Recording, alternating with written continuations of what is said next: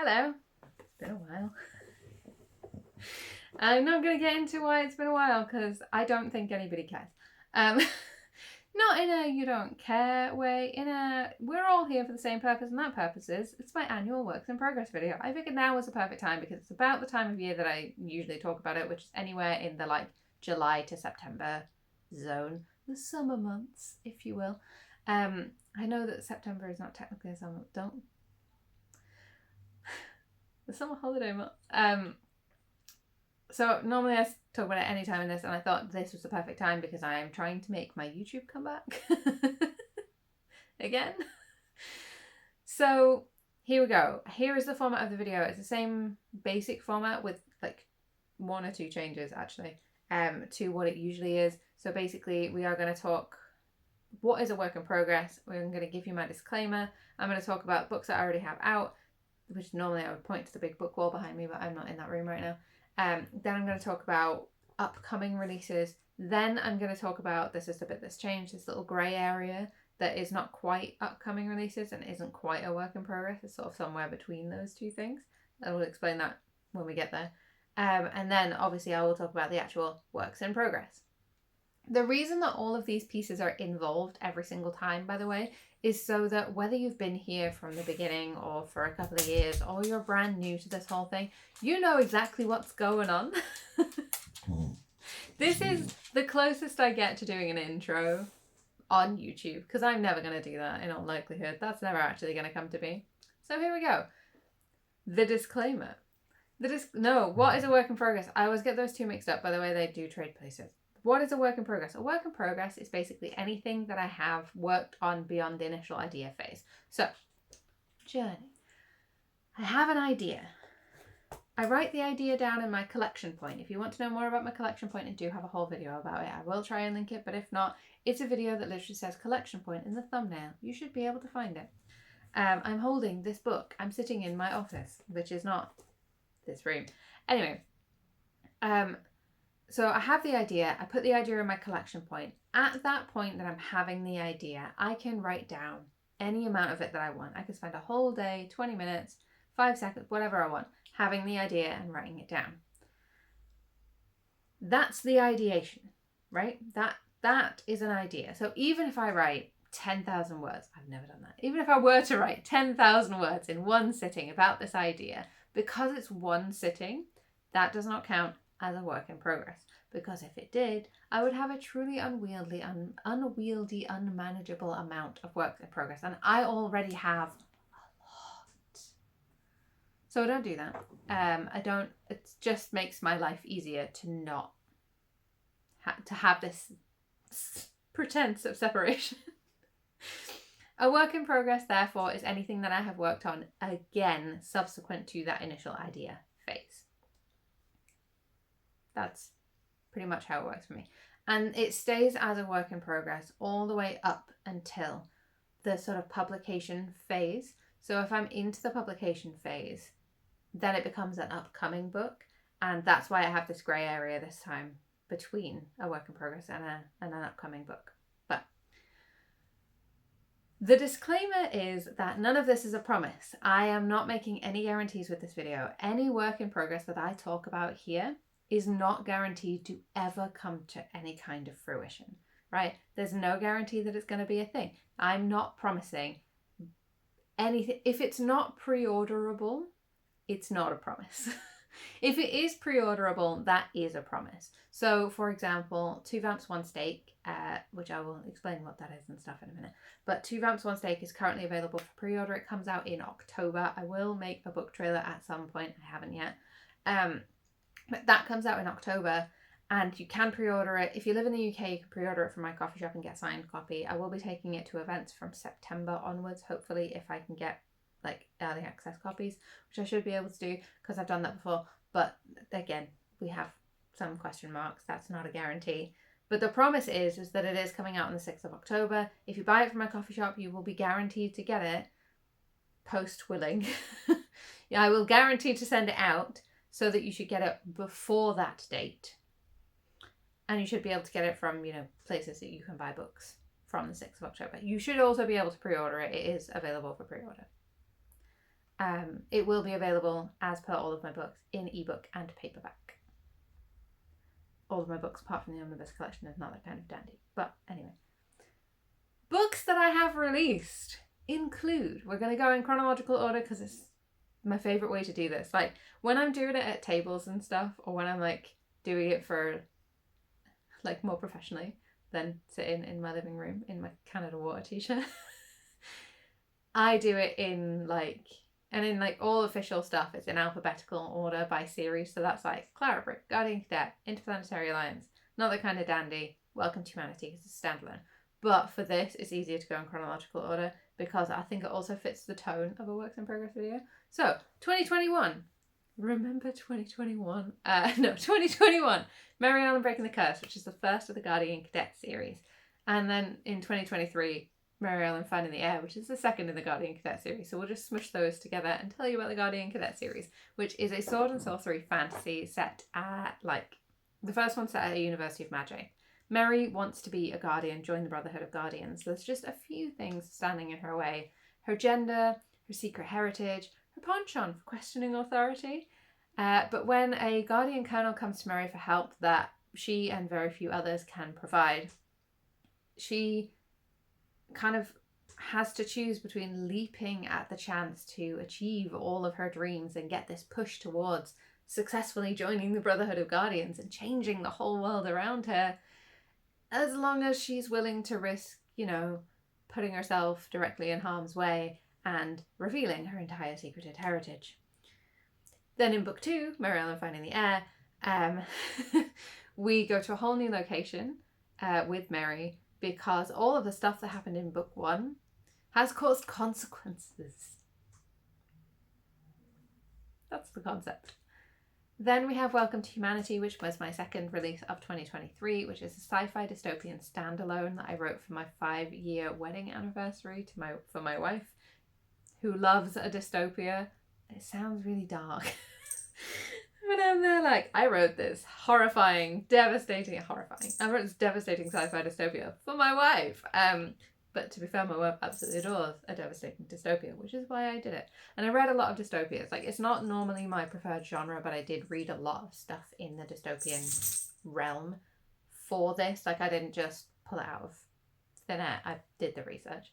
That is 3 interweaving timelines as 3 different people in this sort of futuristic cyborg-laden universe try and figure out what humanity means in the world that they live in. And it's very much an allegory for being marginalized in the world we live in now, very specifically drawing from being trans and non-binary and neurodivergent and physically disabled, woohoo, all those things. But I have it on good authority that it also very much speaks to the idea of being of a marginalized background of some other kind that I haven't just listed, from people who obviously see themselves in the characters. And I very specifically and intentionally made the worldscape very inclusive, or as inclusive as I possibly could. Achilles, could you not do that, please? Because you're gonna throw everything on the floor and be very scared. Chili, stop it. Thank you.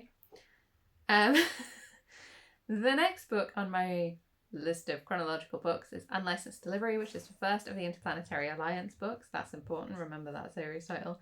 First of the Interplanetary Alliance books. That one is a sort of fun, campy space romp a la Star Trek, quite like original series, Lower Decks, funny, lighthearted, Becky Chambers Wayfarers kind of series, chilling effect, that kind of thing. And it is that book specifically, like the whole series is kind of like that, and then that book specifically, Unlicensed Delivery, follows Basti as he tries to get his very small cargo running ship that he's had the dream of forever off the ground. It's very inspired by like starting my own business, except that Basti is well into his 40s. And I am not quite there yet. But yeah, and it's very much this like 5-man band, small crew, small ship, trying to figure out how to live in such close quarters, and also trying to get their deep space travel license so they can cart cargo intergalactically instead of just in one solar system or one cluster. I have a very naughty cat over there. He is trying to eat treats.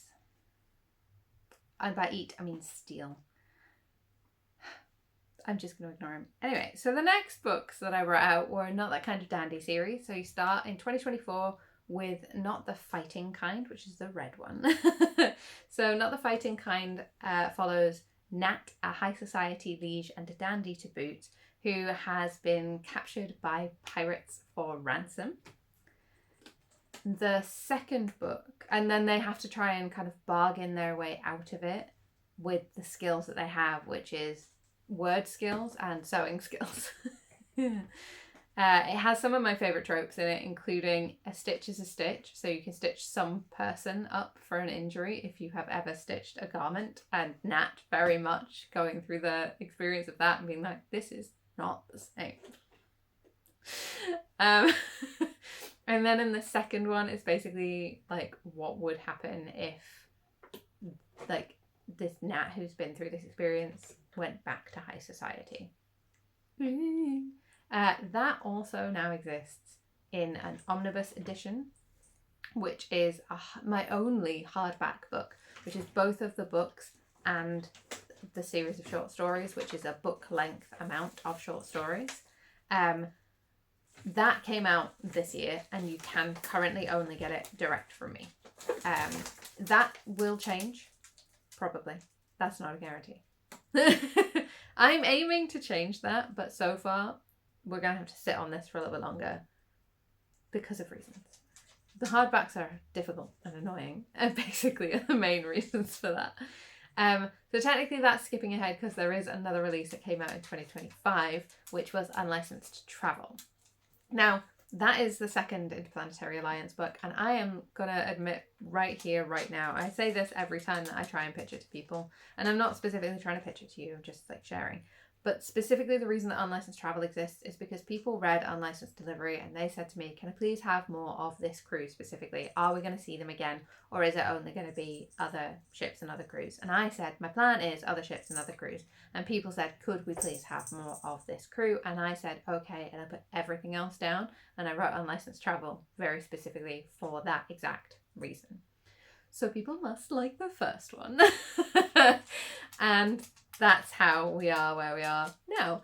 And how we have an Unlicensed Travel to go with Unlicensed Delivery. The other Interplanetary Alliance, all of them are going to be something. That's the title system. So blibbity blah. So Unlicensed Delivery, Unlicensed Travel, Undone Shoes. You know, that's not a title. But they are Unlicensed Delivery and Unlicensed Travel are both unlicensed because it's the same crew. Then we have the upcoming book of Two Vamps, One Stake, which is Cloudberry Chronicles 1, which is a urban fantasy series where a vampire hunter, or like a monster hunter, is sent to the vampire mob run town of Claretbury, which is a fictionalized British town based on like 4 different places I've lived in the UK. And none of which were, to my knowledge, run by vampires. And it's kind of halfway between a really fun time and a really like heart-wrenching, gloriously disastrous time, you know? Like you're having a good time, but you're also kind of there like, Billy, what is your life? Billy is the main character's name.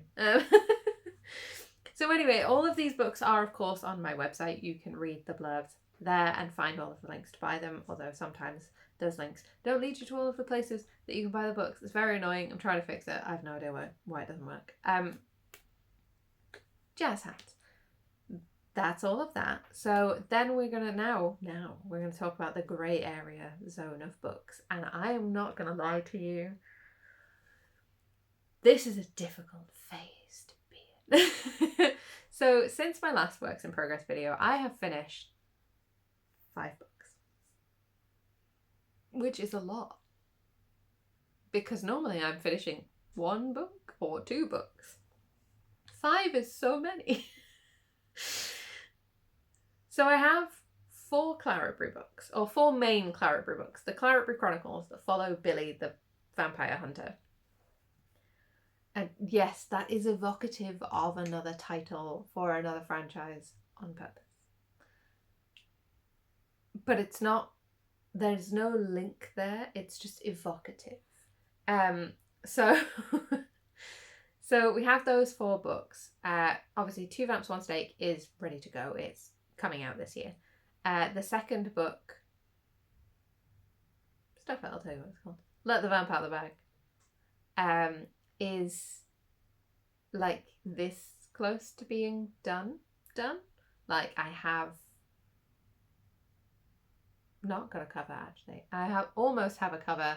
I almost have a thing. It needs to go through formatting, and then it should be good. But there are a couple of little bits that I'm not in charge of that have to get done first. So therefore, there's no guarantees. Book 3 is like right behind that, and book 4 is right behind that too. Although book 4 has the potential for some big major edits, because the 5th book that I successfully finished recently is a Claretbury companion novel. So the Claretbury companion novels are much like any other companion novel. It's characters that you meet within that main Claretbury series who then get to have their own spin-off. So the first one I finished is my Fae Court's Winter King novel, the one that I've talked about before in other works in progress videos. So my Fae Court's Winter King novel was originally its own thing, and then I realised it tied in quite neatly to Claretbury, so I decided to link those two things together. It's a portal fantasy where basically, I have not done this is the other thing, I haven't done any of the official like blurbs and premise for these things yet. But basically, there is a 3-person perspective book again. No interweaving timelines this time, it's just one story. But 3 people's perspectives. But basically, Alpion has become the Winter King, much to his chagrin and dismay. Thera didn't realise magic. Thera is just a normal human person. She did not realise that magic was a thing that existed until a portal appeared in her living room. And basically, she has to make the decision of whether she's going to stay in her life and job that she's not happy in, where she's really lonely and really bored, tired, you know. You've seen the state of the world. Or if she wants to jump through that and, I quote, whirly hoop and become the fairy queen. And then we have Aachen as well, who is the ambassador from the Summer Court to the Winter Court. I can't say much more because I don't have an official thingy and I haven't figured out how to pitch it without spoilers yet. There are other Claretbury companions in the works in progress thing, but those are the 5 books that are, well, technically 4 books, I suppose, because Two Vamps, One Stake is officially coming, and then the subsequent 3 plus this companion Fae Court's Winter King thing are all in other stages. And I will be revealing, like, officially revealing all of the titles closer to their release dates, but it's a nice thing to just kind of call it its working title until I get a release date and I can, like, properly pitch it, I think. So now we get into the thing. Now, 18.5 minutes in, we finally get into the thing that this video is titled for. The works in progress. So I'm normally more organised about this. So they say. Chili, don't. Thank you. Hello, yeah, don't do that. So I'm normally more organised about this, where I have... Don't do that! I'm normally more organised about this, where I've like looked over the last like 12 months of what I've been working on. But right now, I'm in my living room. Chili's causing disaster. Porthos is being very well behaved. So I only have from January this year. I haven't got my other, like my 2025 planner. I don't know what I was working on then. So, but I'll be honest, because I have just finished these 5 books and I've finished them this year, like in February this year, I'm pretty sure that I wasn't working on anything last year that I haven't been working on this year. I think that's a safe bet. So come with me on this journey and let me tell you what I've been working on. So I've been working on, obviously, all of these Claretbury books. I've also been working on The Icarus, which started as a short story on nopodles.wordpress.com back in 2023. Yes, 2023. It is a Greek myth inspired. Is that a good word for it? Space pirates concept. Hang on, let me find it in my collection point, and I will tell you what it actually is. 3 types of elves, married to God, mistress, mechanic, tasty kind. I'm gonna have to check this. Could you stop that? He says no.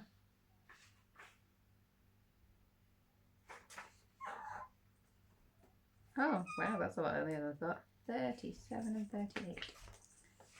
So, the Icarus. Everybody knows about the Icarus, the fearsome ship that traverses the galaxy preying on weak souls. They're ruthless, reckless, relentless. What they don't know is the captain drinks himself to sleep every night. They don't know that the reason the Icarus is so reckless is everyone aboard has already lost everything. Zan was supposed to live their life in nameless obscurity, and ergaters to a powerful galactic empire. But when Zan accidentally murders the Queen, obscurity is no longer an option.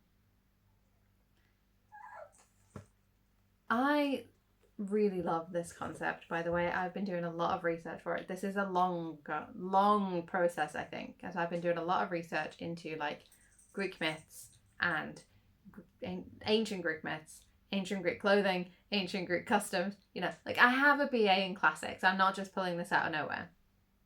But I've been doing like academic research for this space pirate novel. It's probably a bit much, but I'm having a lot of fun doing it, and I think it's really worth it in the long term. So here we go. So that's one of the things I've been working on. That one's very like slow and steady. That one's very like slow and steady. I keep going back to it and adding like a little bit and then going away from it and then coming back and adding a little bit. It's been like my Fauchery project. It's been the thing that's been underneath like all of the different claret breeds and stuff. It's the thing that I just keep like when I want to break from everything else, I go back to Icarus. Then the other thing that I've been working on is another Interplanetary Alliance novel. And what I actually did was when I finished my work on all of the claret books, I said to my wife, okay, here are all of my Interplanetary Alliance ideas that I have. Pick one. And that's how I decided that the one I'm working on is, there are some short stories for this as well on nobilis.wordpress.com from like One Pearl and that kind of thing.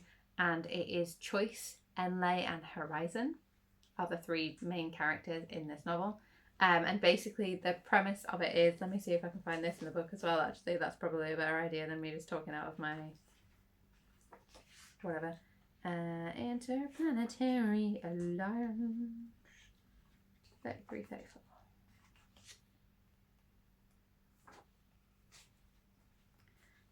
Okay, so we have gotta find it. Choice is not a pirate, no matter what Commodore Enlay thinks. But when he needs someone to help infiltrate a pirate stronghold, Captain Choice can't say no. That was the premise I wrote back in 2021, when I first had the idea. It has developed a massive amount over the last like 2-3 months. 2 months.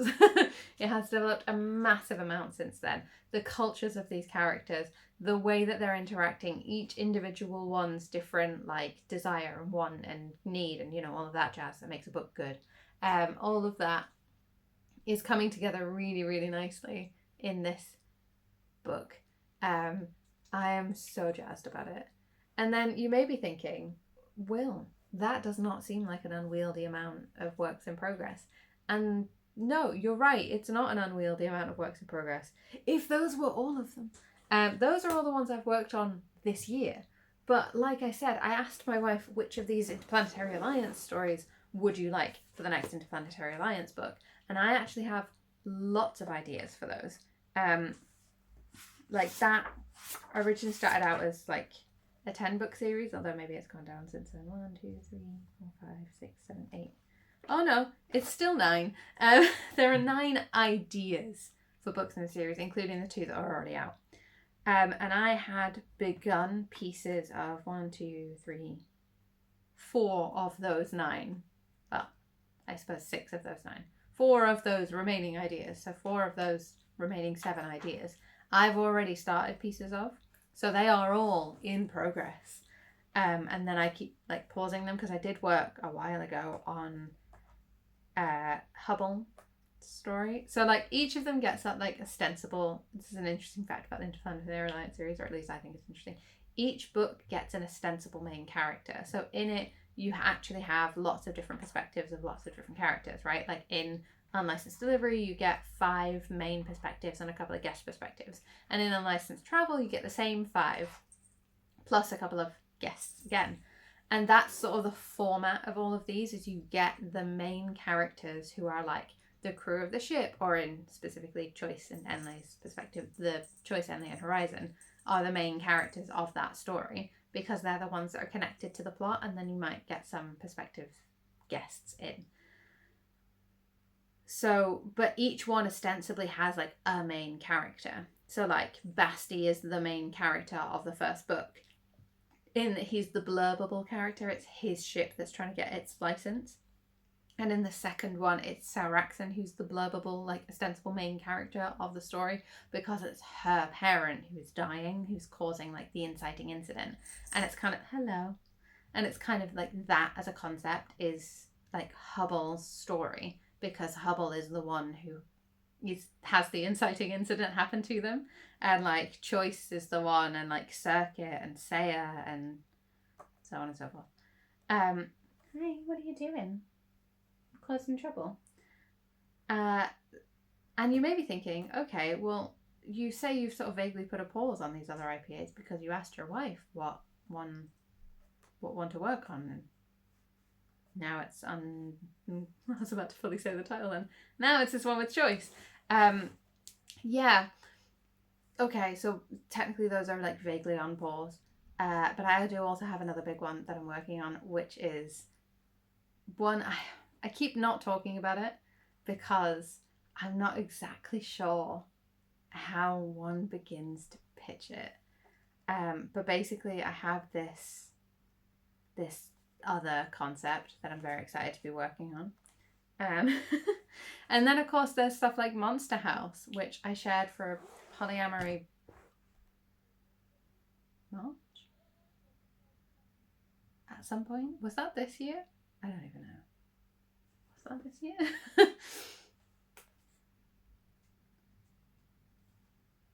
Yes, Multi-Amory March. And I was sharing Monster House for that, and technically that counts because it's in my idea book, my collection point, which is the polyamorous group of mythical beings trying to make living and loving together work. And it's, I love that one, but that's told in like, so far it's told in vignettes and date nights. So I still don't know how that's going to fit together as a book, if it ever will. But we also have this thing. I'm just showing you, like I flicked one page, it doesn't look any different. But this thing that I've been working on, and I really just, again, I don't know how to pitch it. Like the idea, the concept is so long in this because it's literally like so detailed, and I can't just give you some pithy little premise that I normally like. And I normally work really hard to make sure I have a pithy little premise, but that just hasn't happened with this one. And I'll be honest, a lot of the time my best books don't get the really quick pithy pitches until they're quite far along in the process. And also, I won't lie to you, I have about 20,000 words for this, which is really impressive because I'm still on the first draft, and normally my first drafts are like 8,000 to 10,000 words. That doesn't sound like a lot. It's like 8,000 to 10,000 words, and then I start like filling in the very obvious gaps that I've left. But yeah, and then there's so many more ideas in here. They're so cool. I love them so much. And then I also have this new idea that I haven't written down. I haven't even written it down yet. Or possibly I haven't. It was a while ago. But I have this this new idea. So I read a book recently, and I mean, it'll be easy enough to figure out what it is, but I won't name and shame because we don't do that here. But I'm really desperate to start working on these, what I've been calling my archaeologist novels. So I read a book where the main character was an archaeologist, and I won't say what it was because, again, we don't name and shame, although I think it's pretty clear if you read my blog. But basically in that, where are you going? No, stop it. In that, the archaeological process, obviously it's not a book about archaeology, but the archaeological process in that is so painstakingly poorly written that it made me really mad. And now I really desperately want to write my own archaeologist novel. Like, I wanted to anyway. I've had these ideas floating around for a while, but the desire to actually do it is much, much higher now. So I reckon that's probably going to become a work in progress soon too. But basically the premise of that is that a group of commercial archaeologists, which I will explain what that is in the book, get loaned out to like university research digs and stumble upon and awaken deities from a long lost civilization that I'm going to make up. And basically, like, the thing that's really glorious about this is that I fully intend, because here's the thing, my wife is an archaeologist, and like 3 of our best friends are also archaeologists. Of those 4 people, 3 of them have worked in commercial archaeology, several of them have worked in academic archaeology, and I'm pretty sure that I can like ask for access to their friends as well, and I can ask a lot of archaeologists for a lot of experience to put into this book to make it really, really realistic and really, really true to the archaeological process, the archaeological method, all that jazz. Even though I'm writing about a fictionalized culture that they are studying. But yeah, I'm beyond excited about this thing, and I have a sinky suspicion that I'm going to start that before the end of the year, despite the fact that I really have a lot of other stuff to work on. Like, for example, I have all of these other Clarity companions that I've started as well. These are other works in progress, so I have other Clarity companions. And I don't know how to explain these, because obviously you don't know who the characters are because you haven't met them, because not even the first book's out yet. And I'll be honest, most of these characters you don't meet till book 2 anyway. But I have all of these different Clarity companions. I have the one that's about a siren. I have the one that's about the thing called a Silly Zone cat. I have talked about it in other previous works in progress videos. Yeah, I have the one about siren. I have the one about the Silly Zone cat, and I have the possible return of Nyx from Cubed from like 2018, 2017 maybe, when I was sharing on short stories on nopoodles.wordpress.com, and I'm not going to lie, those stories are not the caliber I would hope that my more recent stories have become, but they still hold up conceptually, I think. And there is the possibility of like that becoming a Clarity story. I think I might have other Clarity companion ideas in here. I shouldn't have closed this book. I should have looked for the Clarity companions before we finish.